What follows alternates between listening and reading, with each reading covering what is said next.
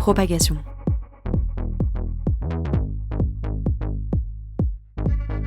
Le podcast qui décode la guerre informationnelle. Pour Shoshana Zuboff, nous ne sommes même pas des sujets, nous sommes des esclaves. Je ne sais pas dans quelle mesure nous sommes des sujets ou des esclaves, mais en tout cas, ce qui est sûr, c'est qu'on est en train d'arrêter d'être des citoyens. Bonjour à toutes et à tous et bienvenue dans ce nouvel épisode de Propagation. Je suis Guillaume Ledy, encore et toujours, et nous allons parler aujourd'hui d'une mutation que certains et certaines ont eu la chance de documenter de bout en bout, ou presque. Début 2025, pour rappel, Mark Zuckerberg annonce l'abandon du fact-checking externe sur Meta. Quelques semaines plus tard, un certain Donald Trump revient à la Maison-Blanche, on en a déjà parlé en long, en large et en travers, avec une campagne où, selon l'agence PolitiFact, seulement 3% de ses propos étaient fondés sur des faits établis. Entre les deux, que se passe-t-il ? Des deepfakes de plus en plus sophistiqués, des IA génératifs qui produisent du faux à échelle industrielle et partout dans le monde, des élections qui se jouent dans un brouillard informationnel de plus en plus dense. Mais une fois qu'on a dit ça, et on le dit souvent dans Propagation, on en fait quoi ? Comment on en est arrivé là ? On s'en souvient, il y a 20 ans, le complotisme était encore un phénomène relativement marginal, en tout cas sur Internet, cantonné à quelques forums et quelques sites spécialisés. Et en préparant cette émission, je me suis remémoré la première fois que je me suis retrouvé confronté à une rhétorique complotiste. Le 11 septembre 2006, des milliers de gens du monde entier se sont rassemblés à New York. Ils portaient des t-shirts noirs sur lesquels on pouvait lire « Enquêter sur le 11 septembre ».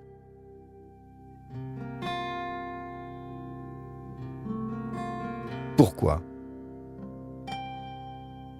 Pourquoi, parmi la population mondiale, le nombre de sceptiques ne cesse-t-il de croître à propos des événements du 11 septembre ? Est-ce une orientation naturelle de craindre le pire de la part du gouvernement des États-Unis ? Ou est-ce un sentiment légitime qui ne peut que croître avec le temps ? Le mouvement pour la vérité sur le 11 septembre inclut des universitaires, des ingénieurs, des physiciens, des pompiers, des membres des services secrets, et tant d'autres dont les vies ont été brisées depuis cet événement. Ça, c'est Loose Change, le documentaire qui parlait du 11 septembre sur l'Internet de 2005, donc à travers le prisme très clairement assumé du complot. Réalisé avec des moyens assez ridicules, il a pourtant été regardé quelques dizaines de millions de fois depuis sa mise en ligne. Thomas Huchon me fait signe que plus maintenant, sans doute. Et c'est celui qu'on appellera le premier blockbuster d'Internet. Aujourd'hui, la désinformation, le complot, c'est une industrie, une arme géopolitique, un business model. Et je vous ai spoilé parce que pour comprendre cette mutation, j'ai la chance de recevoir quelqu'un qui est en face de moi et qui a documenté cette mutation de l'intérieur depuis donc les années 2010. Il s'agit de Thomas Huchon. Bonjour Thomas. Bonjour. Vous êtes journaliste d'investigation, réalisateur de documentaires, enseignant à Sciences Po Paris, toujours, c'est toujours le cas, et vous travaillez sur la désinformation depuis 15 ans. Vous êtes également entrepreneur, peut-être qu'on y reviendra tout à l'heure. Bienvenue dans Propagation. Je suis ravi d'être avec vous. C'est gentil, merci beaucoup. Ce qu'on peut dire, c'est qu'à l'instar d'autres fact-checkers très identifiés, vous donnez du vôtre, je l'ai mentionné rapidement, mais en 2015, vous créez pour la plateforme Spicy un faux complot sur le sida inventé par la CIA, on se souvient de ça. La vidéo, elle devient virale, vous avez donc piéger un certain nombre de sites conspirationnistes. Donc vous avez une pratique assez intéressante et j'allais dire chafouine de votre expertise. Hacker chafouin. Exactement, qu'on aime bien. En 2017, vous réalisez le premier documentaire sur l'affaire Cambridge Analytica, qui a été diffusé sur Arte et qui est toujours d'ailleurs d'actualité. J'ai rejeté un œil dessus pour préparer l'émission. C'est toujours très révélateur des mécanismes de manipulation électorale, bien qu'évidemment aujourd'hui les techniques sont un poil différentes. Et puis en 2019, vous menez une expérience avec 6 étudiants de Sciences Po pour créer des faux profils politiques sur Facebook afin de documenter comment les algos fabriquent des réalités parallèles. Vous publiez aussi pas mal d'ouvrages sur le sujet. Le dernier en date s'intitule Résister aux fake news, publié aux éditions First, et vous décryptez dedans 20 théories du complot les plus répandues, de façon, j'allais dire comme d'habitude, assez amusante et avec pas mal de distance critique. Évidemment, vous avez mené plus de 450 ateliers d'éducation aux médias aussi. On a passé les 500 en décembre 2025. Je vais mettre mes fiches à jour. 500 ateliers. Non, mais c'est dingue, ça fait 10 ans exactement. Et c'est 500 ateliers dans lesquels j'ai probablement croisé le passage de 20 000 collégiens et lycéens. C'est en fait assez dingue quand on se retourne sur tout ça. parce qu'il n'y a pas grand-chose qui me préparait à retourner à l'école. Moi, j'aimais pas trop ça. Je suis un autodidacte, j'ai pas de diplôme.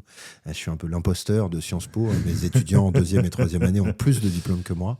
Mais effectivement, ça montre bien que ce sujet, qui c'est à la fois dont je me suis emparé et qui s'est un peu emparé de la société, eh ben, il est devenu un sujet absolument essentiel pour comprendre le monde dans lequel nous sommes et surtout pour essayer de comprendre l'impact de tout ça, à la fois le complotisme et les fake news ou l'information dans l'espace numérique, bah, c'est un iceberg. Ouais. Et ce qui compte dans un iceberg, c'est pas la partie qu'on voit, c'est la partie immergée. Bah, moi, j'ai toujours voulu aller observer cette partie immergée. Et c'est pas toujours si simple, mais on essaye et puis on va continuer d'essayer. Et c'est aussi l'objet de ce merveilleux podcast dans lequel j'ai beaucoup de chance d'être invité aujourd'hui. Arrêtez, je vais rougir. Alors ça se voit pas parce qu'il n'y a pas de caméra encore. Peut-être qu'il y en aura un jour, mais là il y en a pas. Donc vous me faites. Les algorithmes savent que tu as rougi. Vous m'avez fait rougir et avec vous, pour reprendre la métaphore de l'iceberg, on va plonger du coup dans les profondeurs de ce qu'est votre travail et de ce que c'est que finalement que le complotisme et du lien peut-être qu'il entretient, parce qu'on a tourné autour dans beaucoup d'épisodes de propagation sans pour autant vraiment plonger dedans. Donc je suis ravi de le faire avec vous à l'heure où, vous le dites vous-même, la désinformation vient aujourd'hui de toutes parts. Alors qu'est-ce qui s'est passé du coup à gros traits entre le moment où vous saisissez du sujet et aujourd'hui? Comment on en est arrivé là finalement? Bah déjà, il y a un mot qui est devenu, je ne sais plus de quelle année, il a été le mot un peu emblématique, le mot qui rentre dans le dictionnaire, c'est le terme de fake news. En fait, le terme de fake news, quand moi ou d'autres comparses comme Tristan Mendès France ou Rudi Reichstadt, qui étaient un peu antérieurs sur ce sujet à moi et qui m'ont d'ailleurs appris plein de choses, en fait, on ne parlait pas de fake news. Le mot fake news, ça n'existait pas. On parlait de théorie du complot, on parlait un peu de désinformation, mais il y a donc un mot qui est arrivé sur nos lèvres et qui en réalité est devenu l'une des clés d'explication et de compréhension du monde dans lequel nous sommes. Il y a plein de choses qui ont changé. Il y a à la fois la société qui a beaucoup évolué, il y a le développement de tout un tas d'outils technologiques et surtout de nouveaux usages informationnels. Et en fait, en modifiant la manière dont les citoyens s'informent, en modifiant la manière dont les citoyens accèdent à la réalité, on a modifié la manière dont ils comprennent le monde et dont ils fabriquent leurs opinions. Et tout ce processus-là, il s'est fait de manière, on continue sur la métaphore, de manière immergée, de manière invisible. Et c'est là que finalement, on s'est probablement fait le plus duper. Il faut se souvenir de ce que disait Saint-Exupéry, l'essentiel, c'est ce qui est invisible à l'œil. Et ce qui est essentiel sur les plateformes sociales qui sont devenues l'alpha et l'oméga de nos modes d'information aujourd'hui, c'est ce qu'on ne voit pas. Ouais. Ce sont les algorithmes, ce sont les raisons qui font que tel ou tel voit tel ou tel contenu ou qui ne voit pas du tout les mêmes choses que vous. Et c'est aussi... Tout ça se construit dans une forme d'illusion où en fait on a l'impression, parce qu'on va tous sur hier Facebook, Twitter, aujourd'hui X, TikTok, Instagram, LinkedIn, on a l'impression de voir la même chose parce qu'on va au même endroit.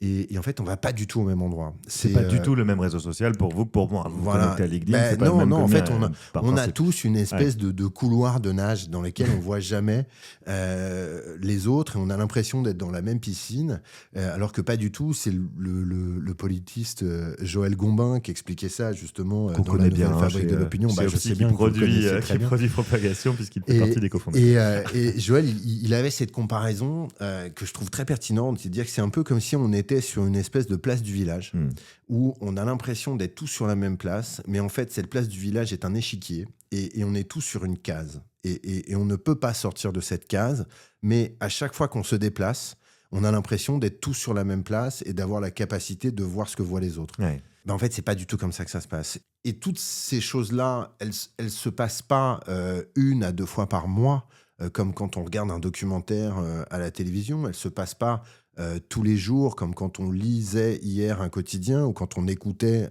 une matinale à la radio ou regardait le JT d'une grande chaîne d'information. Ça se passe plus de 240 fois par jour. C'est le nombre de fois où vous regardez votre téléphone en moyenne plus de 600 fois pour les gens qui ont moins de 35 ans. Donc, je crois qu'il faut comprendre un truc qu'on n'a pas du tout compris. Qu'on n'a pas mesuré, en tout cas. Alors, on n'a pas mesuré, on l'a pas compris, et pourtant, on le pratique. Et donc, finalement, il y a quelque chose qui s'est joué comme une forme de répétition mécanique sur nos cerveaux, et qui a non seulement modifié, on le disait, la manière de fabriquer nos opinions, mais qui a en réalité modifié notre manière de réfléchir, notre manière de penser, notre manière de voir le monde, notre manière d'être capable de penser le temps long, de penser le temps court, la différence entre les deux, l'importance qu'il y a entre les deux, la pertinence qu'il y a à penser plutôt d'une manière ou d'une autre, sur le temps court, sur le temps long. Et tout ça en 2 décennies quand même. Donc ça et tout ça vite. En 2 décennies, et tout ça presque même en 1 décennie, parce que si ces réseaux existent en réalité depuis 2004, 2005, 2006 pour Facebook, Twitter, ça doit être un tout petit peu plus tard. 2009 si je dis pas de Voilà.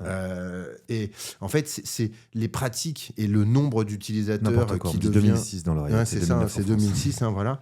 Le nombre de fois enfin, le nombre de personnes qui accédaient à ces plateformes, qui devient en gros à peu près majoritaire dans la population, c'est plutôt dans les années 2010 que ça se passe. Et vous, alors, j'avais pas prévu de vous poser cette question, mais ça me paraît intéressant. C'est qu'est-ce qui vous pousse, parfois je la pose à mes invités, c'est pas un piège, mais qu'est-ce qui vous pousse, vous, personnellement, à vous intéresser à ce sujet? Alors, vous êtes évidemment le fils d'un homme politique. Alors, je suis le fils d'un homme politique qui s'appelle Jean-Paul Huchon, qui a été président de la région de France. Non, mais c'est important, c'est pas de tout parler du camarade, mais un peu quand même. En plus, c'est pas ça. Est-ce que ça j'ai la chance d'avoir une fiche Wikipédia, et donc pour vrai. les auditeurs, Vous faites ils peuvent partie le des soulignés en consulter. bleu. Ils peuvent le consulter, ils vrai. peuvent regarder. Non, mais je pense que c'est, comment dirais-je, c'est important d'être transparent sur de là d'où on vient. Après, finalement, que je sois le fils d'un homme politique ou pas, je suis pas sûr que c'est ça qui ait changé. D'accord. Moi, dans ma carrière de journaliste, il se trouve que avant de m'intéresser aux faux complots, je me suis intéressé aux vrais complots. J'ai été correspondant dans un pays d'Amérique latine qui s'appelle le Chili en 2005, 2006, 2007. Je vivais là-bas. Et là-bas, j'ai plongé dans l'histoire d'un homme politique qui s'appelle Salvador Allende, qui est décédé, chassé du pouvoir par un coup d'État mené par la CIA, l'armée chilienne et les grandes multinationales américaines. Donc ça a tous les ingrédients du complot pour le coup. C'est un vrai complot documenté, parce que les vrais complots, ça existe. C'est peut-être la important première de chose qu'on doit dire. Ouais, Mais du coup, moi, je me suis beaucoup intéressé à ce truc-là, qui a une petite réminiscence avec ma vie d'aujourd'hui. C'est que le complot contre Allende, il se passe le 11 septembre 1973. Et donc, moi, je travaille au Chili sur ces sujets, et je suis un peu loin de mon pays. Je suis un peu loin de la France, et je suis un peu loin de cette actualité. Et je vais travailler sur ce sujet-là jusqu'en 2013. C'est les 40 ans du coup d'État. Et pour les 40 ans du coup d'État, je publie un bouquin qui s'appelle « Allende, c'est une idée qu'on assassine », aux éditions Erol, pour ceux que ça intéresse. Il en reste quelques copies. Et je fais un documentaire pour Public Sénat qui porte le même nom. Et du coup, je rentre, enfin, je suis en France, le film sort, et sans avoir une forme de dépression post-sortie du documentaire, ce qui est un peu le cas de tous les auteurs. Il y a un petit moment, voilà. De redescente. Je pense que je réobserve mon pays, et je réobserve ce qui se passe en Europe à ce moment-là. Et ce que je réobserve, c'est que je vois une montée de tout un tas de courants politiques qui avaient un peu disparu. En tout cas, qui ne gagnaient plus les élections. Je vois surtout des idées qui circulent. Et en me baladant sur les plateformes numériques, et notamment sur YouTube à l'époque, je vois circuler et diffuser des idées qui étaient carrément interdites dans l'espace public. Ouais. Je pense à des contenus révisionnistes, des contenus négationnistes, des contenus d'extrême droite extrêmement violents, antisémites, racistes. Et en voyant tout ça, j'ai une espèce de truc de me dire, attends, il y a quelque chose sous le niveau de la mer qu'on ne voit pas. Et je découvre, avec des discussions, notamment avec Rudi Reichstadt, qu'on a déjà mentionné, qu'il existe un penseur, un penseur italien du XXe siècle qui s'appelle Antonio Gramsci, et qui avait un peu théorisé le fait que pour gagner les batailles politiques, il faut d'abord gagner les batailles culturelles. Et que celui qui gagne les batailles culturelles gagnera demain les batailles politiques. Et quand je vois que le principal outil de diffusion de vidéos, notamment pour les plus jeunes, mais pas seulement, fait la part du lion au contenu d'extrême droite contre lequel j'ai toujours eu une forme d'envie de me mobiliser et de lutter, je panique. Et je me dis qu'il y a vraiment quelque chose qu'il faut aller observer, qu'il faut aller ausculter. Il se trouve que tout ça, ça se passe durant l'année 2014, qui commence avec un certain nombre d'interdictions autour des spectacles de Dieudonné, qui moi, était mon humoriste préféré dans les années 90, avec son duo avec Elie Moon, que je trouvais génial. Pour les gens les plus jeunes de nos auditrices et auditeurs, les gens de nos âges, donc d'une quarantaine d'années, Thomas Huchon, effectivement, ont baigné dans une culture humoristique dans laquelle Elie et Dieudonné étaient des énormes stars. Et puis, il faut reconnaître que c'était à l'époque le plus brillant de sa génération. C'était vraiment quelqu'un d'un immense talent humoristique et tout. Et je vois, donc cette année commence par ce truc-là, donc ça fait quand même aussi un peu écho à tout ce qu'on dit. Et puis, il se trouve que durant cette année, moi, j'observe ces phénomènes. Je commence à les observer de plus près. J'en parle beaucoup avec les spécialistes de ce sujet, notamment avec Rudy. Et il y a, à la fin de cette année-là, un nouveau média qui se crée. Un nouveau média qui s'appelle Spicy, qui aujourd'hui n'existe plus, mais qui a eu un certain nombre d'années d'existence. Spicy, c'était l'idée de faire une plateforme de vidéos payante tenue par des journalistes, dans lequel l'ambition serait d'avoir les documentaires les plus engagés, avec une exigence journalistique éditoriale et une liberté pour les journalistes pour travailler. Pour celles et ceux, encore une fois, qui ont raté le coche à ce moment-là, Spicy, c'était un peu, vous m'arrêtez si je me trompe Thomas, mais c'était un peu un Vice à la française sans le côté troll. Et écoute, c'était différentes Vice, dans le sens où Vice était sur YouTube et donc était sur un modèle. Nous, l'idée, c'était vraiment d'avoir une plateforme payante sur laquelle, par abonnement. Mais sur le ton et la façon de mener. Alors, sur le fond, il y avait un peu de trucs. Nous, ce qu'on disait à l'époque pour Spicy, c'est que eux, c'était le vice et que nous, c'était l'épice. Et donc, il y avait un peu une ambition un peu différente. C'est que nous, on parlait pas trop du goût du sperme chez les néo-nazis. Mais chacun ses choix. C'est un vrai documentaire. Chacun ses choix éditoriaux. Et quand on voit que le patron de Vice à la fin finit dans des trucs d'extrême droite, voilà, on va passer là-dessus. Mais en gros, il y a ce média qui se crée. Et il se trouve que l'un des fondateurs de Spicy était le producteur de mon documentaire sur Allende, qui me contacte et il me dit, je me souviens très bien, c'était pas très loin d'ici, rue des Martyrs, on bouffe dans un restaurant chinois avec ses nouveaux associés. Et il me dit, attends, on va faire un truc de documentaire, on va envoyer des journalistes faire des films à l'étranger, reportage international. En gros, ce que la télé veut plus faire, on va le faire chez Spicy et on va le faire mieux. Donc, il nous gonfle le truc, c'est génial. Il s'appelle Antoine Robin. Et du coup, il dit, voilà, toi, tu reviens d'Amérique latine, tu parles espagnol, tu connais le continent, tu as fait un film, tu connais le sujet. Tu vas être notre mec qui va là-bas. Tu vas aller couvrir ces sujets, tu vas aller voir les Indiens, Monsanto, les dictatures, le truc, voilà. Et je dis, mais génial, super. T'imagines, évidemment. T'as une petite trentaine d'années, on te dit tu vas aller faire le métier de tes rêves et partir pour le faire dans le monde et tout, c'est super. Et je dis, mais attends, il y a un truc que j'observe là depuis un an, sur lequel je voudrais vous alerter. Tiens, sors ton téléphone et tape les Juifs dans Google. Tape 11 septembre. Tape les femmes. Tape musulmans. Regarde ce qui sort. Et donc, ils sont là, ils ont quelques années de plus que moi, et ils regardent leur truc. Mais attends, qu'est-ce que c'est que ces conneries? Mes gamines de 10 ans, elles sont sur YouTube. Là, ça va pas du tout, ce truc-là. Là. Qu'est-ce que c'est que ce truc? Ben voilà. En fait, il y a un truc qu'on n'a pas vu, les copains. Que les grands médias professionnels n'ont pas vu, que les journalistes d'investigation n'ont pas vu. C'est le complotisme. Et ce phénomène-là, il est en train de prendre une énorme ampleur. Et l'idée naît, au cours de ce déjeuner, de dire on va couvrir ces sujets-là. En tout cas, on va essayer d'aller voir ce qu'il y a derrière tout ça. Et ils me disent, voilà, réfléchis à des choses. On est à la fin de l'année 2014, et là, au tout début de l'année 2015, il y a Charlie Hebdo. Il y a les attentats contre Charlie Hebdo. Et il se trouve que, tu disais, le 11 septembre, 11 septembre 2001, est le moment où on voit, pour une génération, apparaître ce complotisme. Le premier narratif, complotisme. Voilà. Et en fait, tu parlais de 2005, la sortie de Loose Change, qui n'est pas un documentaire, mais qui est un documenteur. Oui, vous avez raison de le préciser, Thomas.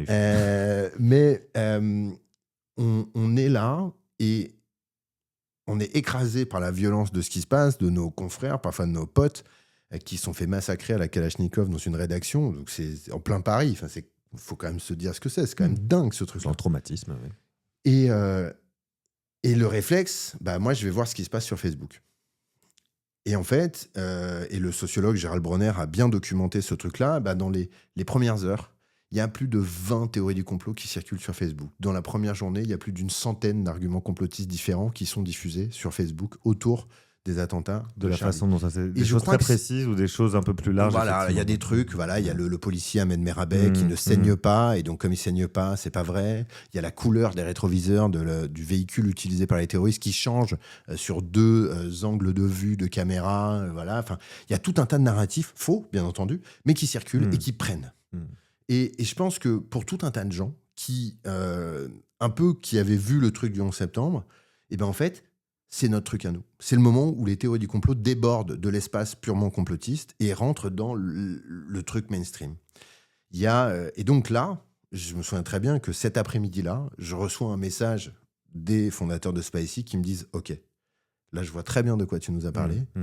On y va, on va faire un film. » Et l'idée naît dans la tête d'Antoine Robin, c'est d'aller fabriquer un faux documentaire en se filmant, nous, en making-of, en racontant, et de faire une enquête sur comment on va piéger les complotistes. Ce film, il a quand même, si on revient un peu en arrière, une particularité assez intéressante. C'est que c'est des journalistes, nous, un sociologue, Gérald Bronner, une enseignante, Sophie Mazet, qui fait des cours d'éducation aux médias à l'école, qui est l'une des pionnières dans ce domaine, d'avoir inventé ces cours-là. Éducation aux médias et à l'information. Éducation aux médias et à l'information. Et un spécialiste du complotisme, Rudi Reinstadt, qui vont travailler ensemble avec nous pour essayer de nous faire comprendre ce phénomène, de nous aider à construire ce mensonge et de le diffuser pour voir comment ça se passe. Et on a déjà une idée à l'époque, c'est qu'on travaille avec des spécialistes du social listening. Donc des gens qui, sur propagation, on n'a peut-être pas besoin d'expliquer ce qu'est le social listening, mais on va quand même le faire. On va le faire rapidement. C'est donc une manière d'écouter les réseaux sociaux pour savoir comment se font les opinions et comment se diffusent les choses sur les réseaux. C'est traditionnellement des outils qui sont utilisés par les très grandes multinationales pour écouter comment on parle de leurs produits et qui leur permettent d'adapter leur stratégie marketing en conséquence. D'accord. Et nous, on remplace Coca-Cola par la CIA a créé le sida pour s'attaquer aux Cubains. C'est la vraie raison de l'embargo qui dure depuis 50 ans. Et cette poignée de main qui existe en 2015, puisqu'on colle à l'actualité, entre Barack Obama et Raúl Castro, qui met un terme à l'embargo, en fait, c'est pas du tout pour faire la paix, comme ils vous le racontent. C'est parce que les Cubains ont trouvé le vaccin contre le sida et que Barack Obama, payé par Big Pharma, avec François Hollande dans la valise, veulent aller voler ce vaccin aux pauvres Cubains qui seront les victimes éternelles dans cette histoire. Franchement, c'est une super théorie du complot. Cette histoire, elle dure 7 minutes 30, on en fait une vidéo, on la fabrique, on se filme en train de la fabriquer, on se filme en salle de montage, on se filme en salle en discussion entre nous, et on va la diffuser. On la met en ligne et on décide au préalable que cette vidéo ne va rester que 3 semaines en ligne. D'accord. Elle va rester 3 semaines en ligne parce que nous, on n'a pas du tout envie d'avoir un truc qui va nous échapper. On est des journalistes sérieux. Et si on est prêt à faire une expérience, on ne veut pas foutre le feu en diffusant un truc. Et donc, on essaie de mettre un certain nombre de garde-fous. Voilà. Et donc, on met le film en ligne. Il se trouve que le film est mis en ligne et surtout, il est retiré le 12 novembre 2015 à 22h30. Ce qui, quand les complotistes ont découvert ce truc, on dit « Ah mais attendez, les mecs savaient pour les attentats du 13 novembre, c'est pour ça qu'ils ont enlevé leur vidéo. » Donc on a été accusés aussi d'être des complices de tout ça, ce qui montre bien le niveau de dinguerie qu'atteint un peu cette histoire. Mais du coup, on met ce film en ligne. Le film va être repris par plusieurs grands sites complotistes qui vont aller jusqu'à faire des portraits élogieux de mon personnage fictif, mon infiltré dans les réseaux sociaux, qui s'appelle Lionel Perrotin, qui est qualifié d'un lanceur d'alerte sur plusieurs sites, qui se bat pour la vérité et tout. Et du coup, nous, on filme tout ça et on documente en réalité non seulement comment on fabrique une fake news, comment elle se diffuse, qui va la reprendre, et on essaye en fait de faire de cet outil un objet audiovisuel d'information, mais aussi un objet pédagogique. Et justement, qu'est-ce que vous en tirez comme conclusion ? Parce que vous dites que la création de fake news suit des règles précises, c'est comme une recette avec des ingrédients. C'est quoi les ingrédients d'une bonne fake news ? Vous allez me reprendre, en mais réalité, d'une fake news. Mais non, mais en fait, il y a le bon et le mauvais fake news. On va pas faire le truc des chasseurs. Mais, encore une référence de vieux. Et c'est encore une référence de vieux, mais c'est pas si mal les références de vieux. Moi-même, j'aimais bien les références qui parlaient de Jacques Audiard et qui disaient que les cons, ça ose tout, c'est comme comme ça qu'on les reconnaît. C'est pas ma génération et pourtant ça peut nous permettre de comprendre un certain nombre de choses. C'est pas si mal les vieux. Hein, ça veut pas dire qu'il faut qu'ils contrôlent tout. Mais parfois, c'est pas plus mal d'écouter quelqu'un qui a un peu plus d'expérience que vous. Ce que disait Eugène Sacomano, le grand journaliste sportif, l'expérience, ce n'est pas un peigne pour les chauves. C'est magnifique comme phrase, je la connaissais pas et on va la retenir celle-ci. Ce sera peut-être le titre de l'épisode. L'expérience, ce n'est pas un peigne pour les chauves. Non, qu'est-ce qu'on en tire? C'est qu'en fait, une fake news, une théorie du complot, c'est comme une sauce vinaigrette. Il y a des ingrédients, il y a des proportions, il y a des quantités. Et quand vous mettez les bons ingrédients, les bonnes quantités et que vous respectez les proportions, que vous mettez ça dans le bol, vous mélangez bien et à la fin, vous avez votre truc. Sur quoi ça repose? Ça repose sur l'idée qu'il faut du vrai, qu'il faut du faux, qu'il faut trouver une proportion à peu près crédible entre ces deux choses-là. Il faut des éléments de nom, il faut des noms, il faut des dates, il faut des chiffres, il faut un méchant, il faut un gentil, il faut un objet qui va permettre de perpétrer le complot. Il faut un ton, souvent assez martial, qui singe les journalistes professionnels en réalité. Il faut des images chocs, il faut des révélations, il faut un montage efficace, il faut une musique qui fait peur. Et une fois que vous avez mis à peu près tout ça bout à bout, il faut comprendre que les théories du complot reposent sur des questions que vous ne vous êtes jamais posées, mais qui en réalité, et surtout sur lesquelles vous n'avez pas la réponse, et qui vont vous obliger à rentrer dans ce que Gérald Bronner appelle le millefeuille argumentatif, c'est-à-dire un truc qui va poser les uns derrière les autres tout un tas d'arguments qui n'ont peut-être rien à voir les uns avec les autres, mais qui vont donner l'illusion à la fin qu'il y a une forme de cohérence à tout ça. C'est ça. C'est l'idée qu'il n'y aurait pas de fumée sans feu. Et c'est quelque chose de très attractif parce qu'on essaye constamment de remettre de la cohérence. C'est très humain comme comportement, là où il n'y en a pas, ou là où les explications sont multifactorielles et complexes, etc. C'est très attirant, une théorie du complot et encore une correctement fois, ça repose sur l'idée réelle que les vrais complots, ça existe. Bien sûr. Et que les vrais complots ont fait l'histoire. C'est pas faux de dire ça. Allende, on peut en parler. On peut parler de l'incendie du Reichstag. On peut parler de tout un tas d'éléments dans l'histoire qui ont été basés sur des complots, des conspirations. Mais alors, on est en 2015. On peut même remonter jusqu'à Jules César. Oui, bien sûr, évidemment. Mais revenons quand même en 2015 pour avancer un peu dans l'histoire, parce que là, vous diffusez ça, vous en tirez un certain nombre de conclusions. Et nous, ce qu'on arrive à tirer comme conclusion, c'est déjà, premièrement, que ça marche, les théories du complot. Que quelqu'un qui n'existe pas, puisque c'était un personnage infiltré, qui n'a aucune forme d'existence sur Internet, à part sa page sur YouTube et une page Facebook où il ne dit que des trucs qui ne sont pas vrais, eh bien ça peut marcher. Ça peut faire 10 000 vues à l'époque en 3 semaines sur YouTube, alors que la personne n'existe pas. Ça montre qu'il y a des gens qui vont reprendre ces informations sans jamais les vérifier et les diffuser comme si elles étaient vraies. Quel est leur intérêt? C'est difficile à dire, mais à minima, un intérêt de visibilité, d'audience, peut-être de gagner de l'argent, peut-être de croyances politiques qui vont être renforcées dans ce truc-là.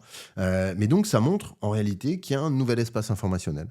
Que dans cet espace informationnel, les règles ne sont pas du tout celles qu'on pensait existantes, et qu'il y a un immense danger pour la population française et les citoyens français, parce qu'on ne voit pas du tout l'iceberg, et qu'on est tous là dans un espèce de Titanic informationnel. On ne se rend même pas compte qu'on est dessus. C'est exactement. Et à un moment, on va tous plus ou moins se faire planter. Et il faut bien comprendre un truc, qui est...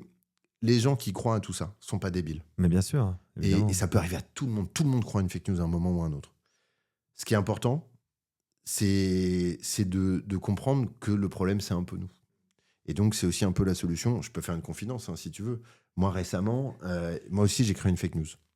J'ai créé une fake news à la suite d'une vidéo TikTok au mois de mai 2025. Vous êtes dans un safe space, Thomas Huchon, vous pouvez nous raconter un petit peu ça. Ouais, mais justement, non, mais j'ai pas peur de le raconter parce qu'en fait, j'y ai cru. Quand je dis j'y ai cru, j'y ai cru 10 secondes. Mais quand même. Mais ça a quand même marché. Pourquoi? Je vois une vidéo et on va voir qu'en fait, ça joue sur nos émotions et que c'est ça la clé. Je vois une vidéo sur TikTok qui montre la finale de la Ligue des Champions et qui montre le premier but du Paris Saint-Germain contre l'Inter Milan. Sur ces images, on voit les défenseurs de l'Inter Milan qui sont à la pêche. Les mecs ne défendent pas. Ils ont l'air d'être des poteaux figés. On a l'impression qu'ils n'ont rien à faire. Moi, j'ai fait du foot amateur. C'est pas possible. C'est la finale de la Ligue des Champions. C'est le match de leur vie. C'est pas possible que les mecs ne jouent pas le match et qu'ils défendent pas. Donc, S'il ne joue pas, c'est qu'il y a une histoire. L'histoire, c'est quoi ? C'est que le Qatar a payé pour gagner la Ligue des Champions. Elle est bien, cette Et donc, du coup, théorie. je vois le truc s'enchaîne et tout. Le Qatar, je dis, mais attends, mais... Voilà. Mais par contre, j'ai oublié de vous dire un truc. Pourquoi j'ai cru à ça ? Parce que moi, mon club, c'est pas du tout le PSG. Moi, je suis pour l'Olympique de Marseille. À jamais les premiers. Et du coup... Voilà pourquoi j'y crois. Parce qu'en fait, j'ai pas du tout envie que le PSG gagne la Ligue des Champions. Sans détester le PSG. Enfin, si, en détestant un peu le PSG. Du coup, oui. C'est ce que vous êtes en train de nous avouer, du coup, j'essaie de l'avouer un peu, mais je voudrais pas que les gens arrêtent d'écouter juste parce que je suis pas pour le PSG. Mais donc voilà. Et donc moi, je me dis, waouh, mais c'est quoi ce truc ? Et je dis, non, Thomas, pas toi. À un moment, c'est pas possible. Ouais. Respire un coup, voilà. Et je fais un truc que je conseille à tout le monde. Posez le téléphone et réfléchissez 5 secondes, 10 secondes. Vous vous souvenez, on disait, avant de parler, il faut tourner 7 fois sa langue dans la bouche. Voilà. Et ben moi, je vous propose la version 2025-2026 de ce truc-là. Et ben vous tournez 7 fois le pouce au-dessus du smartphone avant de swiper. Déjà, c'est vachement long parce que c'est hyper chiant à faire comme opération. Mais en fait, ça permet de créer du temps. Notre premier ennemi, c'est l'émotion. Le deuxième ennemi, c'est le temps qui nous manque, c'est l'immédiateté. Si on arrive à arrêter cette immédiateté, on peut récupérer le cerveau et ne plus être sur nos émotions, mais sur la réflexion. Et je pense que c'est une mécanique qu'il faut absolument qu'on mette en place. On pense tous aux jeunes, et bien entendu, il faut aider les jeunes. Mais ne nous trompons pas, les fake news, c'est avant tout une histoire d'adultes. Vous parliez des vieux tout à l'heure, on peut parler des boomers qui effectivement sont assez sensibles à ces sujets-là. Et on a des chiffres qui montrent que l'immense majorité des fake news qui circulent aujourd'hui sur Internet sont partagés par des gens de plus de 25 ans qui sont persuadés d'être capables de vérifier une info. Avant d'arriver peut-être aux éventuels conseils qu'on aura, on va reprendre un petit peu le fil historique que j'ai essayé de tirer dans le conducteur, qu'on explose évidemment parce que c'est l'intérêt de ces émissions et de propagation aussi. Mais j'aimerais quand même revenir sur le moment où il semble qu'il y a eu quand même à un moment donné, en regardant un peu l'histoire de la construction de la fake news, dans la façon dont on l'a appréhendée. Quand je dis on, c'est les gens qui s'intéressent à ce sujet, journalistes ou autres, mais aussi les citoyens lambda qui ont à cœur un espace informationnel sain. C'est aux alentours de 2015, 2016, 2017. Vous mentionniez fake news. Alors, on a dans la campagne présidentielle 2016 aux États-Unis un usage du terme de fake news par un certain Donald Trump qui est encore président des États-Unis à l'heure où on enregistre cette émission. Une forme de retournement du stigmate où il prend le terme fake news pour le retourner contre les médias dits traditionnels. Et puis, on a juste avant l'affaire Cambridge Analytica sur laquelle vous avez fonctionné, qui marque aussi l'industrialisation et l'utilisation par des entreprises privées de ces sujets-là à des fins électorales. Et je voudrais peut-être revenir avec vous là-dessus. Est-ce que c'est là qu'il y a une prise de conscience collective, notamment de la part des journalistes, ou en fait, de la part des journalistes, pas du tout. Mais non, mais en fait, c'est ça aussi le problème. C'est vraiment un truc. L'industrie de la musique a raté le virage du numérique. L'industrie du cinéma a raté le visage du numérique. Les grands médias ont raté le virage du numérique. C'est la disruption. C'est trop cool, la disruption, génial, super la disruption. Ouais. Et ben en fait, Sean Parker a niqué l'industrie de la musique. C'est Napster, le fondateur de Napster. Depuis, il y a Mark Zuckerberg qui a niqué l'information. Voilà. Et pas que lui d'ailleurs. Mais effectivement, je crois qu'il y a l'année 2016, c'est un peu une année charnière. À la fois pour la société, mais moi, dans ma compréhension de ces phénomènes. En gros, les premières années, pour moi, le problème, c'est les complotistes et ceux qui disent tout ça. Le problème, oui, c'est ça. Ceux qui fabriquent tout ça. C'est un petit peu ça qu'on vous a reproché aussi. Quand je dis pas vous individuellement. Tous ceux qui ont travaillé sur ce sujet, c'est d'avoir stigmatisé les complotistes. C'est un peu le reproche qu'on peut faire à des gens qui se positionnent comme entomologistes, qui observent des mouches drosophiles. Donc il y a ce truc de... c'est pas seulement ou c'est pas les gens le problème, c'est l'architecture derrière. Et cette prise de conscience, elle arrive progressivement. Et en fait, cette prise de conscience, elle arrive progressivement avec en gros, l'année 2016, elle montre que le complotisme et la diffusion des idées complotistes, ça a de l'impact et ça a de l'intérêt pour ceux qui les diffusent. Et en fait, comme moi, avec les collègues de Spicy et les quelques personnes qui suivaient un peu ces sujets, comme on avait observé les complotistes en 2015, et bien en fait, on voit l'irruption de Trump dans la campagne américaine comme un phénomène un peu supplémentaire. Et il se trouve qu'on sort sur Spicy en septembre 2016 un mini-documentaire qui dit « Attention, d'un mini-documentaire qui est un portrait d'Alex Jones. Donc Alex Jones, c'est un peu le pape des complotistes. Rappeler qui c'est, Voilà, c'est quand même une des premières figures du c'est complotisme la plus mondial. grosse figure. En fait, Alex Jones, c'est la première personne qui a un média sur YouTube qui va faire 1 milliard de vues. Il fait 1 milliard de vues quand CNN fait 300 millions de vues. Donc il faut quand même comprendre le truc. Et ça, c'est l'année 2016. Alex Jones et Donald Trump, main dans la main dans une interview. Et nous, on fait un sujet en disant attention, il y a les conspis aux États-Unis. Ils sont un peu pilotés par Alex Jones. C'est lui qui diffuse tous ces trucs-là. Et Trump va gagner. En tout cas, il peut gagner. Parce qu'il fait appel à des gens qui sont traditionnellement abstentionnistes. Et comme ces gens sont traditionnellement abstentionnistes, on peut les faire basculer. Et dans une présidentielle américaine où les marges font la différence, eh ben, on dit attention, c'est possible. À ce moment-là, on ne sait pas du tout qu'il y a Cambridge Analytica qui travaille pour Donald Trump. Et donc, on avait un peu pressenti ce truc. On termine ce truc, ça sort en septembre 2016. Au même moment, moi, je rencontre un repenti du complotisme en Angleterre qui s'appelle Charlie Veitch, qui était l'une des figures du mouvement de Reopen 9/11, l'enquête en Angleterre et tout. Et donc, on commence à s'intéresser. Et le jour de la victoire de Trump, moi, j'ai une espèce d'énorme gueule de bois. Je me souviens très bien, je suis dans un lycée. Ça fait partie des moments dont on se souvient on s'en souvient tous. Il est 8h30 du mat. Ouais. Je suis dans un lycée à Granville, dans la Manche, où je suis face à des gamins qui me disent « Mais monsieur, comment c'est possible ce truc-là ?» Et je ne sais pas leur expliquer. Et moi, quand je ne sais pas expliquer un truc, ça m'énerve. Qu'est-ce que je fais ? Je cherche. Et je commence à fouiller. Et je fais un truc, je fouille les dépenses électorales de Trump. Et dans les dépenses électorales de Trump, dans les 400 millions de dollars qu'il va investir dans sa campagne, je trouve l'existence d'une entreprise qui, au cours des 6 derniers mois de la campagne, a pris 10 millions de dollars pour faire de la communication digitale. Cette entreprise, elle s'appelle Cambridge Analytica. Je n'ai jamais entendu parler d'eux et je fais un truc débile. Je tape Cambridge Analytica dans Google. Je tombe sur leur site internet et sur une vidéo. Et cette vidéo, elle nous explique que, en fait, gagner les élections, c'est plus du tout comme avant. Avant, on essayait de passer dans les médias, de diffuser des idées et de parler un message pour tout le monde. Et qu'en fait, c'est plus comme ça que ça marche. Aujourd'hui, on peut savoir ce que pensent les gens, on peut savoir ce qui fait bouger les lignes électorales et on peut jouer dessus. Notamment grâce à Facebook.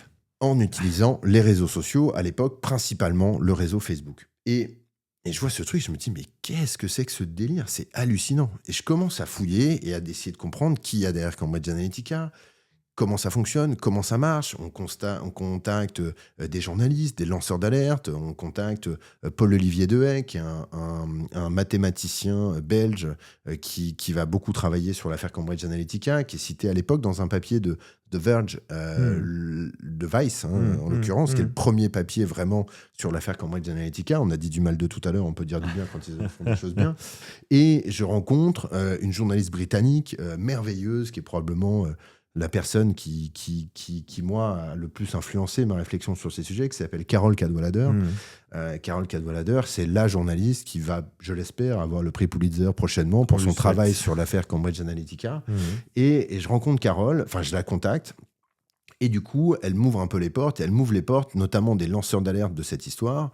Je rencontre donc Christopher Wylie, qui est donc un ancien de Cambridge Analytica, qui sort du truc et qui raconte. Et en fait, en fouillant, l'Amérique a plein de défauts, mais elle a une obligation de transparence dans le financement politique qui oblige, par exemple, à Donald Trump, dans sa campagne, à vous dire que quand il achète $25 de PQ dans une station-service à Des Moines, dans l'Iowa, vous avez le ticket de caisse. Le lendemain de l'élection, vous avez le ticket de caisse. Et donc, on fouille tout ça et on découvre que Cambridge Analytica, ils sont basés dans un appartement à Los Angeles, que dans cet appartement, il y a aussi une autre société qui s'appelle Glittering Steel, qui est une boîte de production qui appartient à un mec qui s'appelle Steve Bannon, que je ne connais pas encore trop, mais que je vais découvrir, et qui a aussi un média qui s'appelle Breitbart, et que Breitbart a en fait été racheté. Breitbart News, c'est l'un des principaux sites complotistes américains. Ça va porter la campagne de Trump en 2016. C'est dirigé par Steve Bannon. Et en fait, tout ça est piloté par un mec qui s'appelle Robert Mercer. Et je n'ai jamais entendu parler de cet homme, Robert Mercer. Et effectivement, vous non plus, vous n'avez probablement jamais entendu parler de Robert Mercer. Toujours et pas, pourtant, pour celles et ceux lui, il sait très bien qui vous êtes. Pourquoi ? Et ce mec-là, en fait, il a créé des trucs qui ont changé votre vie sans que vous le sachiez. C'est quelqu'un qui travaillait à IBM, c'est un ingénieur informatique. Il travaillait à IBM dans les années 60-70 et il va inventer, en réalité, le concept, la science derrière l'intelligence artificielle. On va lui demander de mener une mission qui est de créer un logiciel qui permettrait de traduire le langage. On lui dit, tiens Robert, tu peux avoir à ta disposition les meilleurs linguistes, les profs de toutes les langues, les traducteurs, vois comment tu peux travailler. Et il dit, non, c'est pas comme ça qu'on va fonctionner.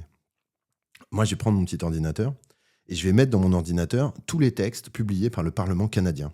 Pourquoi le Parlement canadien ? Parce que le Parlement canadien publie ses textes en français et en anglais. Ouais. Ces textes sont extrêmement normés, ce sont des textes de loi. Et au bout d'un moment, sa machine, elle est capable de traduire. Et ça, c'est la science derrière Google Traduction. C'est un truc que vous utilisez tous les jours sur vos smartphones. Et c'est lui qui l'a inventé. Dans les années 80, il y a un fonds d'investissement qui se crée à New York, qui s'appelle Renaissance Technologies. Renaissance Technologies a une ambition qui est de développer la manière dont on va faire des placements financiers avec des ordinateurs, avec une assistance informatique. Ils vont donc contacter Robert Mercer. Ils vont lui dire, tiens Robert, c'était vachement bien ton truc là, où tu as inventé la traduction et tout. Tu veux pas essayer de faire un truc sur les cours de bourse ? On met à ta disposition les meilleurs spécialistes du marché, les profs d'économie, les chercheurs, voilà, on paye tout ce que tu veux, et vas-y, bosse avec eux, fabrique ton truc. Il dit, non, virez-moi tous ces mecs, j'en ai rien à foutre. Moi, je vais prendre tous les chiffres de la bourse de New York en 90, en 91 et 92, je vais les mettre dans ma machine. Et ma machine, elle va me dire en 93 ce qui va se passer. Et en fait, ce jour-là, il a inventé un truc qui est, 95% des échanges financiers aujourd'hui, la spéculation algorithmique. C'est lui qui invente ça.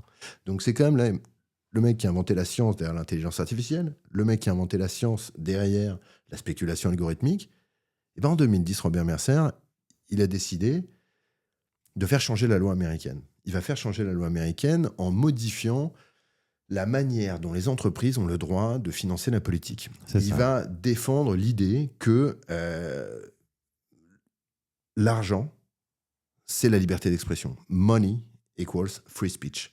Et qu'en gros, si on limite la capacité des gens à investir dans le financement politique, quelque part, on lutte contre la liberté d'expression. C'est un narratif qui est encore très, très utilisé, très, très puissant aux États-Unis. Alors on enregistre cette émission. C'est une aberration intellectuelle, c'est surtout une aberration démocratique, mais il fait changer la loi. Il fait changer la loi avec un procès qui s'appelle Citizen United, qui en réalité, à la base, concerne une campagne de publicité qu'il finance, lui, à New York, contre la fabrication supposée d'une mosquée sur les ruines de Ground Zero à New York. Qui était déjà une fake news. Fake news complètement.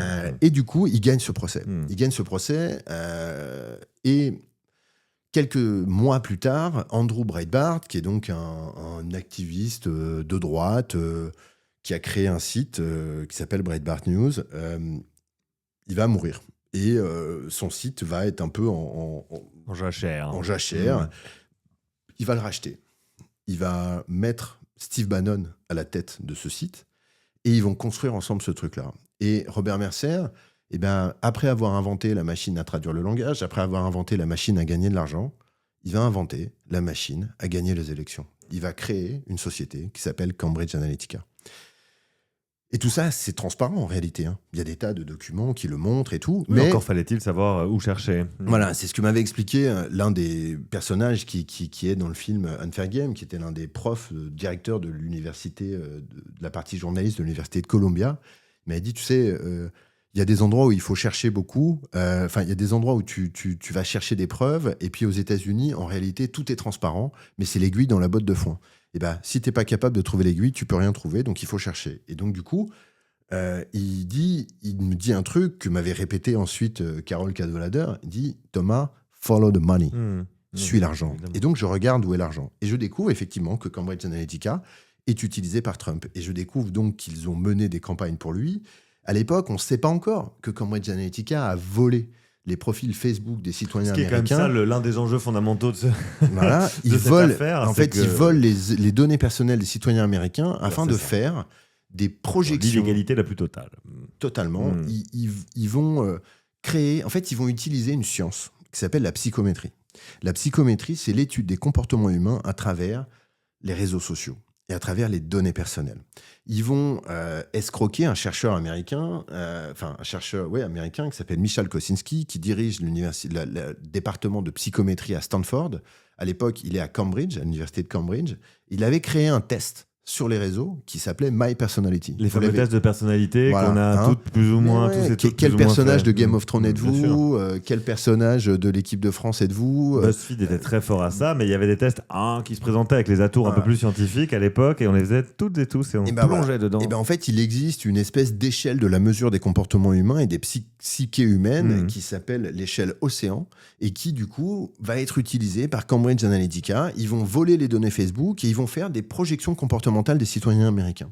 Ces projections comportementales, ces projections électorales, de comportements électoraux, elles vont être recoupées avec des éléments de sondage à l'ancienne, en réel, où ils vont aller voir des gens dans des districts électoraux spécifiques.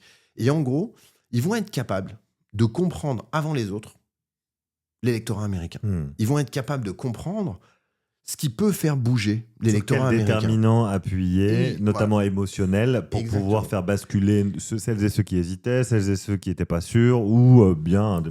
Et si vous lisez Mindfuck, le bouquin de Christopher Whaley, vous verrez ce qu'ils ont fait. Qu'est-ce qu'ils ont fait ? Ils ont cherché à comprendre les gens qui votaient démocrate, mais qui en réalité étaient secrètement racistes et n'avaient qu'une envie, c'était de voter républicain. Comment ils ont trouvé ces gens ? Dans des interviews très précises, en physique, dans des districts électoraux clés, en Pennsylvanie, dans le Michigan et en Pennsylvanie, Michigan et le troisième à côté, dont le nom m'échappe. C'est pas très grave, vous trouvez. Ils vont chercher, avec deux questions qui venaient systématiquement l'une après l'autre, à trouver ces gens secrètement racistes qui n'osaient pas l'avouer. Première question, est-ce que vous pensez que les minorités ethniques ont les mêmes compétences et capacités à s'en sortir dans la vie ? Oui. Oui. Vous êtes-vous senti forcé d'avoir répondu comme vous l'avez fait ? Non. Eh bien, tous ceux qui disaient oui, en fait, ils étaient secrètement racistes. Ils n'avaient pas envie de voter démocrate. Ils ont donc identifié ces profils en physique. Ces profils en physique, ils en ont décrit un certain nombre d'éléments avec les données personnelles. Ils ont extrapolé ces données et ils en ont fait un outil de ciblage publicitaire en utilisant les réseaux sociaux. Ce qui en soi est plutôt malin quand on réfléchit. C'est une technique marketing extrêmement efficace. Oui, ça utilise des outils de marketing, des outils de sondage, des outils des sondages politiques, des outils de prédiction des votes, mais on pousse le curseur un petit peu plus loin en alliant à tout ça des outils d'analyse, j'allais dire psychologique plus ou moins, et surtout on met en place des actions. Exactement. Informationnel pour faire basculer les votes en question. C'est bien exactement. Ça qui s'est passé. Et en gros, ce qu'ils vont faire, c'est qu'ils vont dire à Facebook, et c'est là qu'il y a une complicité terrifiante de la part du réseau social, écoutez, nous, on a besoin de trouver tous les gens dans ces 3 États qui sont secrètement racistes et qui ont envie de voter républicain. Et là, Facebook leur dit, mais c'est merveilleux votre idée. Nous, on peut vous trouver des gens qui correspondent à 95% à ce profil, à 97% à ce profil, à 99% à ce profil. Et ils vont donc fournir à Cambridge Analytica les électeurs qui vont faire basculer l'Amérique. Et alors, est-ce que ça, on peut le dire ? Est-ce que ça, on peut l'affirmer, Thomas Huchon, maintenant c'est avec absolument le recul, documenté. En disant, est-ce que c'est ça qui a fait basculer l'Amérique vers Trump, ou est-ce qu'il y a d'autres déterminants ? Il y a plein d'éléments. Voilà. Non, mais attendez, il faut c'est quand même multifactoriel. Une campagne, c'est très compliqué. Une campagne, c'est très compliqué. Non, mais une campagne, ça a facilité peut-être. Non, mais une campagne, c'est très compliqué et il y a plein d'enjeux. Mais quand on regarde brutalement les chiffres, il y a 3 États qui permettent à Trump de gagner. 3 États dans lesquels il y a 15 millions d'électeurs. Et ces 3 États, où il y a 15 millions d'électeurs, ils basculent pour 77 000 voix en faveur de Trump. Ça, c'est Cambridge Analytica. Et oui, Clinton a fait une campagne pourrie. Oui, l'Amérique était peut-être prête à voter pour Trump. Mais il a 3 millions de voix de retard sur la totalité du pays. C'est vrai que c'est pas le cas en 2024, mais c'est le cas au cours de la l'époque, élection c'est 2016, le cas. Ouais. Et donc, je crois qu'il faut quand même, à un moment, se dire que peut-être que ce truc-là n'a pas été les 100% de la victoire de Trump, mais tous ceux qui nous expliquent que ça n'a pas eu d'impact du tout, je pense qu'ils n'ont rien compris au monde dans lequel nous sommes aujourd'hui. C'est super intéressant de revenir sur cette question parce que c'est un débat quand même qui agite encore un certain nombre de cercles de réflexion autour de ce sujet ou de gens qui s'intéressent à ces sujets. J'invite ces gens à regarder ce qui s'est passé en Roumanie lors des dernières présidentielles pour essayer de mesurer à quel point ces techniques sont d'une efficacité redoutable. Et en fait, pourquoi ces techniques sont efficaces et pourquoi elles sont redoutables ? Pour 2 raisons. La première, c'est qu'elles reposent sur l'idée que vous ne savez pas que tout ça se passe. Et la deuxième, c'est qu'on va jouer sur des choses dont vous n'avez pas conscience. On pense toujours, quand on parle d'économie de l'attention, à ce que disait Patrick Lelay. Oui. Patrick Lelay, patron de TF1 à la fin des années 90, qui nous dit ce truc absolument scandaleux. Mon travail à TF1, c'est de vendre du temps de cerveau disponible à Coca-Cola. Ça avait scandalisé tout le monde. Et moi, je vous le dis, Patrick Lelay, il me manque aujourd'hui. Pourquoi ? Parce que Patrick Lelay, la seule chose qu'il pouvait faire, c'était augmenter le son de la pub à la mi-temps du match de foot parce que j'allais pisser. Mark Zuckerberg, il sait déjà que j'ai envie de pisser. Moi, je ne le sais pas encore. Je crois que les gens ne mesurent pas à quel point les données personnelles que nous fournissons permettent de créer des profils de nos comportements et leur permettent, en réalité, de mieux nous comprendre que nous le savons nous-mêmes. Michal Kosinski, le grand chercheur sur les questions de psychométrie, il a mené une étude dans laquelle il montre il a essayé de faire un truc de comparaison. Les réseaux sociaux d'un côté, avec un algorithme, et des questionnaires de personnalité fournis à vos proches. D'accord. Il vous prend, on va dire, tiens, qui est Guillaume ?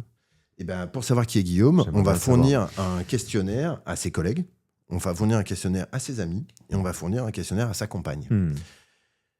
Avec 50 likes sur Facebook, l'algorithme, il est plus puissant que vos collègues. Avec 100 likes, il est plus puissant que vos amis. Avec 230 likes, il vous connaît mieux que votre propre femme. Je crois que si on n'a pas compris ce truc-là, mais en fait, on ne peut pas comprendre le monde dans lequel on vit. Et je crois que tout ça, encore une fois, tout ça s'est fait à notre insu, sans aucune forme de respect de la loi. Et c'est ce que Shoshana Zuboff, la très grande chercheuse américaine qui a écrit L'âge du capitalisme de surveillance, explique à toutes et à tous. Ouh là là là là, mais si vous n'avez pas lu ça, en fait, on devrait rendre ce livre obligatoire dans les écoles. On en fera une lecture dans Propagation un jour. Elle dit un truc qui est fondamental. Elle dit que finalement, déjà, nous sommes revenus à l'époque de Rome, mais nous ne sommes pas les citoyens. Nous sommes les esclaves. Qu'il y a un péché originel dans la Silicon Valley, qui est que si nous avions su comment ils allaient gagner de l'argent, nous ne les aurions jamais laissés faire. Ce qu'ils nous ont offert, soi-disant, c'est la liberté, tout en nous privant du libre arbitre, mais ils nous ont surtout privés d'un truc qui est beaucoup plus important en démocratie, qui est le droit à la vie privée. Ce qui fait que vous êtes libre d'être ce que vous êtes, c'est quand vous êtes chez vous. C'est la blague de Coluche sur l'Union soviétique. Tu sais ce que c'est le bonheur en Union soviétique ? C'est quand les mecs tapent à ta porte à 3h du matin et qui disent « C'est toi Thomas Huchon ?» et tu dis « Non, c'est à côté ». Et en fait, c'est ça la réalité de l'espace numérique aujourd'hui. Et n'oubliez pas ce que disait Alfred Savy. Bien informés, ils seront des citoyens. Mal informés, ils redeviendront des sujets. Pour Shoshana Zuboff, nous ne sommes même pas des sujets, nous sommes des esclaves. Je ne sais pas dans quelle mesure nous sommes des sujets ou des esclaves, mais en tout cas, ce qui est sûr, c'est qu'on est en train d'arrêter d'être des citoyens. Et justement, là, à l'heure actuelle, parce on se fait un petit flash-forward, on saute un peu une époque, mais on arrive là en 2024, on est en 2026 à l'heure actuelle. 2024, Trump est réélu. Pour le coup, la campagne utilise sans doute un certain nombre des mêmes 2024, c'est Musk, 2024, c'est Twitter. Et on a Twitter qui arrive effectivement dans le game à jouer un rôle assez fondamental. On a X, on a les podcasts également, un certain nombre de podcasts, donc YouTube beaucoup. Spotify. Joe Rogan sur Spotify. Avec Joe Rogan sur Spotify. Et donc, cette architecture informationnelle, en fait, ma question c'était, est-ce que ce que vous avez observé avec, à l'époque de Cambridge Analytica, c'est densifié ? Est-ce que ça a explosé en différents éléments, et pourquoi ça sert à chaque fois aux mêmes typologies de candidats? On peut dire Trump, 2 fois vous avez mentionné la Roumanie. Mais en réalité, je crois qu'il y a alors soit il y a quelque chose que la gauche ne sait pas faire. Ça fait partie des théories. C'est une des théories. La gauche, c'est plutôt une théorie de droite, si je peux me permettre. Mais je crois qu'il y a quelque chose que les gens oublient systématiquement. Faire un monde meilleur, c'est pas plus simple, c'est plus compliqué. Ça demande du temps, ça demande de la réflexion, ça demande de l'abnégation, ça demande des efforts sur soi-même. Tout ce qui n'existe plus dans l'espace numérique, cette immédiateté dont nous parlions à l'instant. Donc, je crois qu'il y il y a un espèce de double phénomène. Il y a une alliance technique entre ceux qui savent utiliser tout ça et qui, en réalité, utilisent le populisme comme mode de communication, et ce populisme répond très très bien à la manière de fonctionner des algorithmes. Oui, Voilà. Ce que disait d'ailleurs un camarade, Arthur De Graaf, dernièrement dans un petit texte qu'il a publié sur un réseau social d'ailleurs. L'ironie ne manque pas dans ces moments-là, mais il disait aussi que les podcasts eux-mêmes contiennent en eux-mêmes un certain nombre de déterminants qui font que ça parle plus à des gens de droite. Alors, je ne sais pas si le médium est-il le message. Du coup, on va pas avoir un cachou d'audience. C'est bien pour ça qu'on atteint un plafond. Non, je dis pas ça. J'adore les gens de droite. Moi-même, j'ai un ami de droite. Voilà.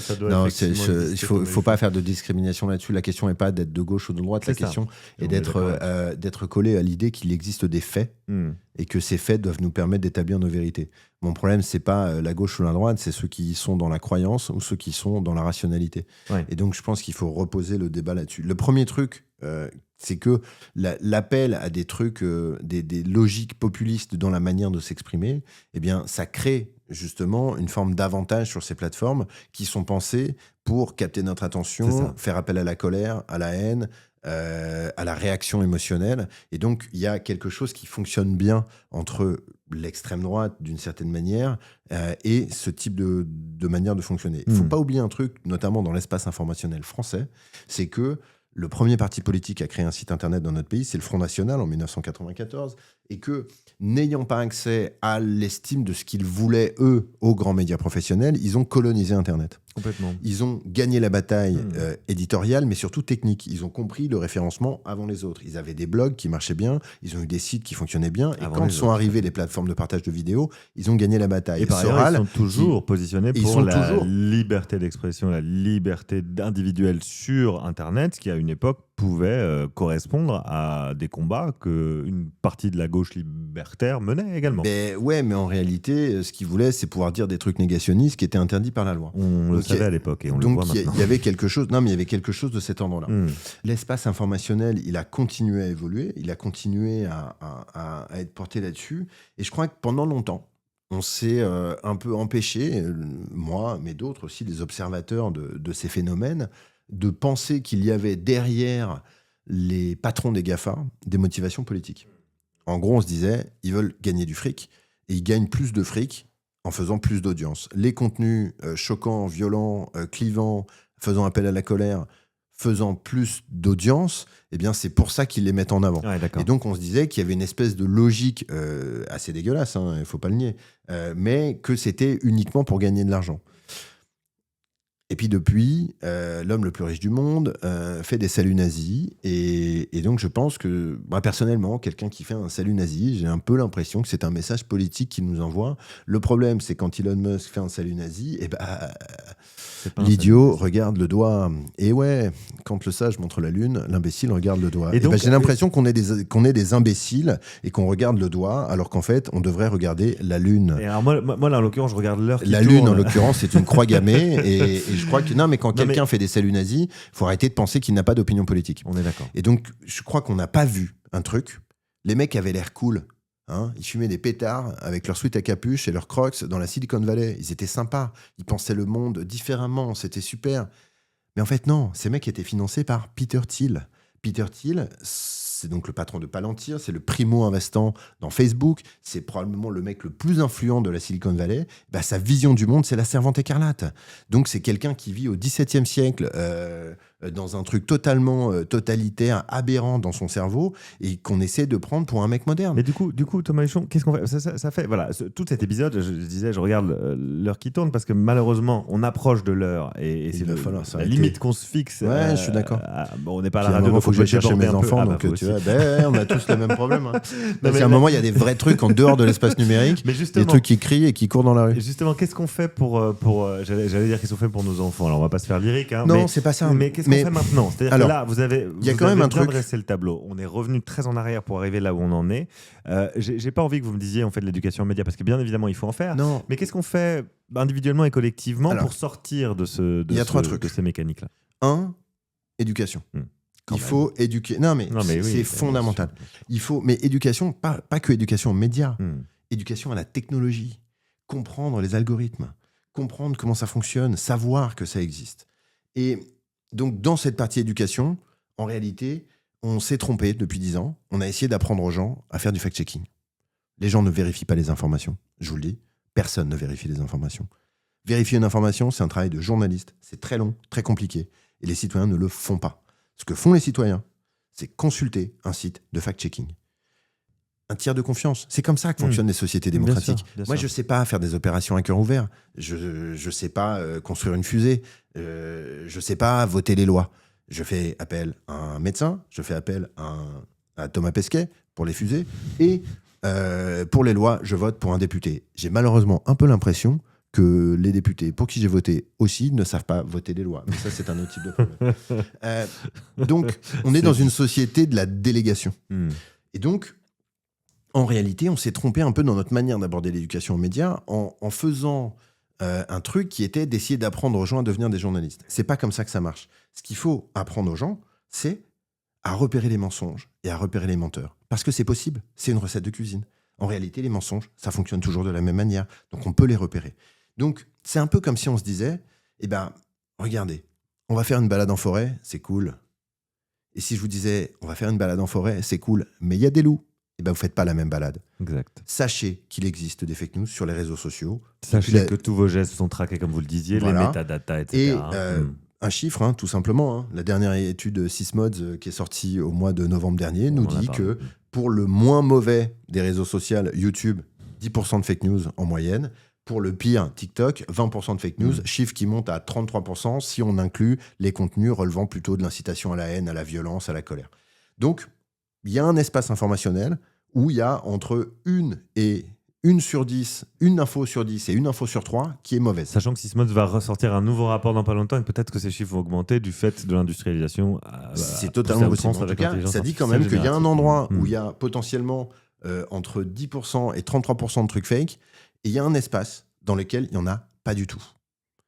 Malheureusement, cet espace, il n'y en a pas du tout. Il est payant, ce qui change profondément les choses.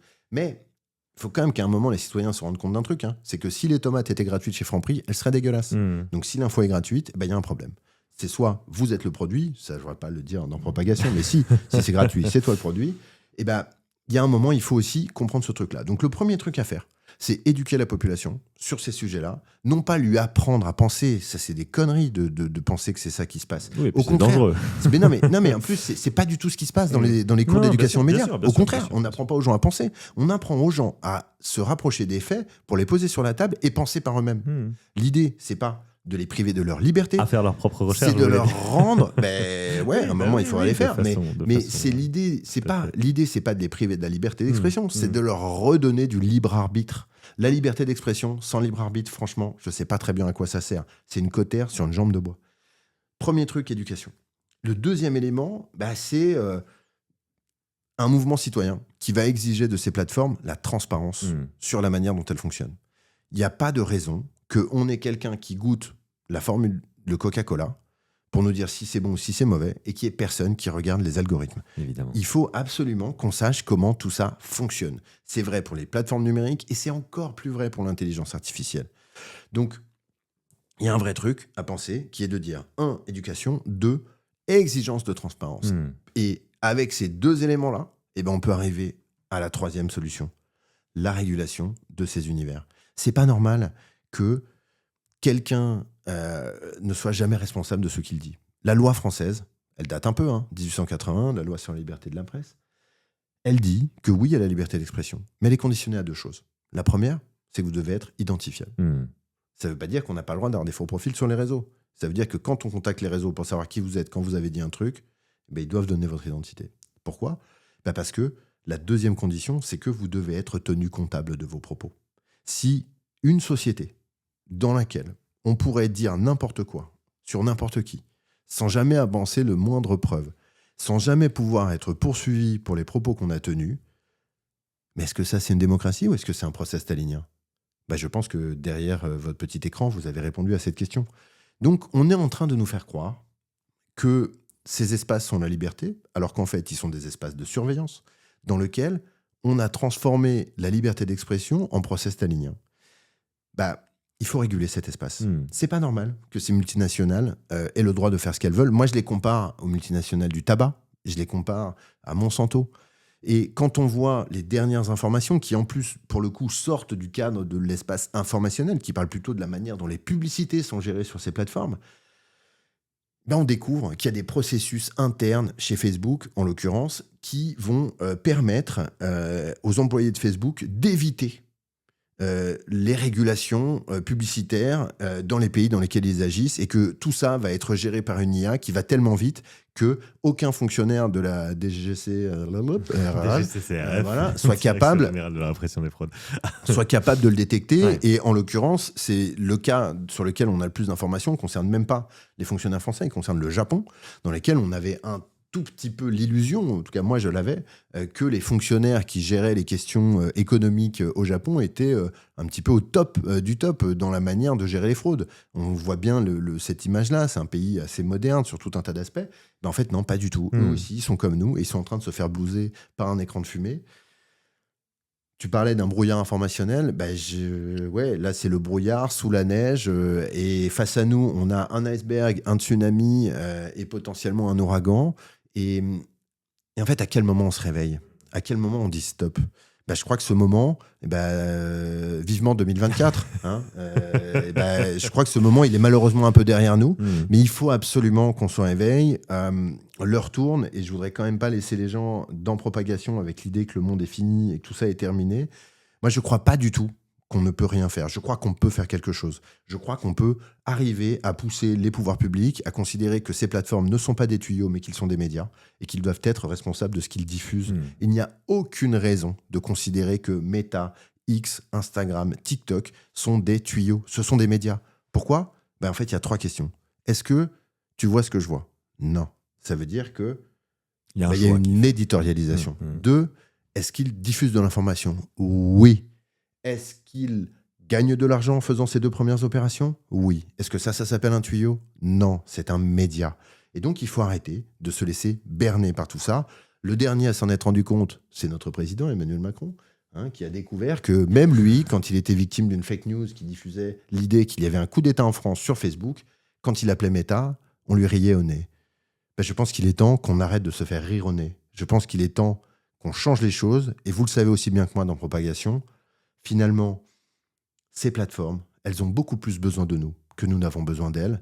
N'oubliez pas qu'il existe des livres, des journaux, des musées, des médiathèques à côté de chez vous, des endroits merveilleux dans lesquels il y a de la culture, de la connaissance, qu'il y a des podcasts, qu'il y a des lieux, et surtout qu'il y a des vrais gens dans la vraie vie avec qui vous pouvez parler, qu'il n'y a aucune obligation de passer tout ce temps dans l'espace numérique. Il faut qu'on en sorte pour retrouver ce que nous sommes et peut-être arriver à réguler et à construire demain des réseaux qui seront à l'image des valeurs de notre société. Moi, je ne désespère pas de cette idée-là, de la même manière que je ne désespère pas du fait qu'on puisse retourner à un moment cette machine. En tout cas, si on n'arrive pas à retourner ce truc-là, il y a de fortes chances que ce qu'on perde soit bien plus dangereux pour nous tous que le simple fait de changer de couleur politique à la tête de nos gouvernements. Merci beaucoup Thomas Huchon, le message est passé et merci à vous tous. Et je pense qu'il est bien passé auprès des auditrices et auditeurs de Propagation, à qui je donne rendez-vous. Donc abonnez-vous, il y a des médiathèques, mais il y a également des podcastothèques. N'hésitez pas abonnez-vous, à vous suivez et à suivre Propagation. Et comme on le dit souvent, dès qu'on peut le dire et que je pense à le dire, propager Propagation autour de vous, c'est un petit geste qui vous coûte pas beaucoup, mais qui nous fait très très plaisir. Thomas Huchon, vous êtes ici chez vous, j'aurai plaisir à vous recevoir à nouveau dans les prochains mois pour peut-être commenter l'actualité des fake news que vous suivez régulièrement. Donc ça m'a donné une idée en vous écoutant parler, parce que je buvais vos paroles. J'espère qu'il en a été de même pour nos auditrices et auditeurs, à qui je souhaite une très bonne matinée, très bon après-midi ou très bonne soirée en fonction du moment où vous nous écoutez, et à qui je donne rendez-vous la semaine prochaine. Propagation, un podcast produit par Justin Poncet, d'Opsy.ai. Animation Guillaume Ledy. Réalisation Roman Munier. Générique Martin Commandeur. Graphisme Gauthier Gevray. À la semaine prochaine.